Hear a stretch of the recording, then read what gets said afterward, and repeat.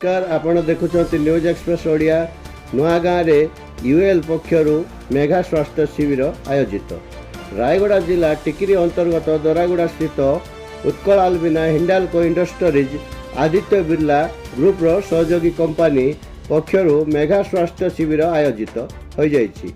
उक्त स्वास्थ्य शिविर काशीपुर ब्लॉक अंतर्गत नुआगाँ ठारे बापलीमाली खणी सीएसआर तरफ अनुष्ठित होइथिला।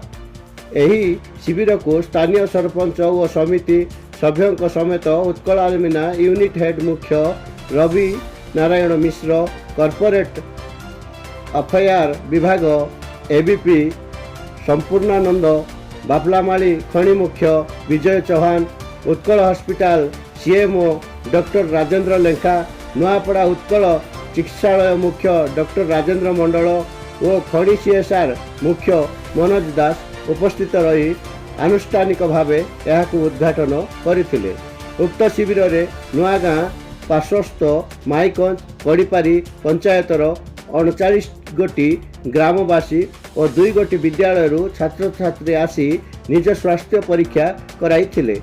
एही शिविर रे औषध चर्म शिशु और स्त्री रोग विशेषज्ञ डाक्टर उपस्थित रही लोकंक स्वास्थ्य परीक्षा करने सह सेमानकु मागणा औषध वितरण और अधिक चिकित्सा आवश्यक स्थले परामर्श प्रदान करथिले।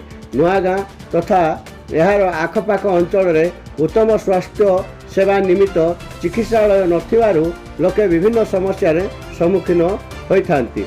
उत्तम स्वास्थ्य सेवा न पाइबारु लोके विभिन्न समय रे रोग रे पीड़ित होई दीर्घदिन शय्याशायी होइथांती। संप्रति समस्या सकाशे उत्कल आलमिना पक्षर पदक्षेप स्वरूप यही मेगा स्वास्थ्य शिविर आयोजित हो जाइछि। विशेषज्ञ डाक्तर यही शिविर रे जोगदे लोकंकु उत्तम स्वास्थ्य परामर्श देवा सहित आवश्यक औषध प्रदान करथिले। तेबे उत्कल आलमिना पक्षर एपरि पदक्षेप पाई स्थानीय अंचल रे प्रशंसा करा जाई अछि। उक्त स्वास्थ्य शिविर रे प्रकल्प मुख्य एम देवीप्रिया निरुपमा बारिक दिलीप नायक और पूर्ण उत्थान प्रकल्प समस्त सदस्य प्रमुख उपस्थित रही सहयोग करथिले। Bureau report news express Odia.